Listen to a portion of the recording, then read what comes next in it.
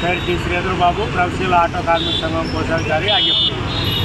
ఏదైతే గత ప్రభుత్వంలో వైఎస్ఆర్సీపీ హయాంలో సిఎన్జి గ్యాస్కి వ్యాట్ ట్యాక్స్ 28% పెట్టారు. గత ప్రభుత్వం ఎలక్షన్లు వచ్చే సమీపంలోనే నారా లోకేష్ గారిని కలిస్తే తమ్ముళ్ళు, అన్నలు, బాబాయిలు భుజాల మీద చేతులు వేసుకొని ఫోటోలు దిగింది కాకుండా మాకు అనేక రకమైనటువంటి హామీలు ఇచ్చారు. కానీ వాళ్ళ రోజున మేము లోకేష్ని కలవాలంటే అపాయింట్మెంట్ లేదు, సీఎం గారిని కలవాలంటే అపాయింట్మెంట్ లేదు, పవన్ కళ్యాణ్ గారిని కలవాలంటే అపాయింట్మెంట్ లేదు. ఓలా, ర్యాపిడ్, ఊబర్ వీటిని రద్దు చేస్తాము, కేంద్ర ప్రభుత్వం యాప్ తీసుకొచ్చిందన్నారు. దీనికి ఊసే లేదు.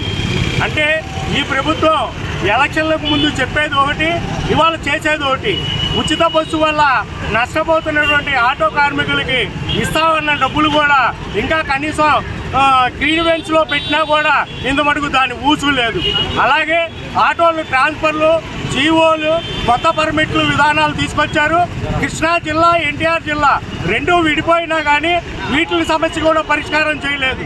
అధికారులు, రవాణా శాఖ అధికారులు కూడా ముద్దునిద్రలో ఉన్నారు. ఇవాళకి కూడా కొన్ని పర్మిట్లు రెన్యువల్ కూడా అవ్వట్లేదు. దయచేసి మేము కార్మికులందరికీ కోరుకునేది ఒకటే, ఆటో కార్మికులందరూ ఉచిత బస్సు వల్ల చాలా నష్టపోయారు. కుటుంబాలు రోడ్డు మీద పట్టాయి.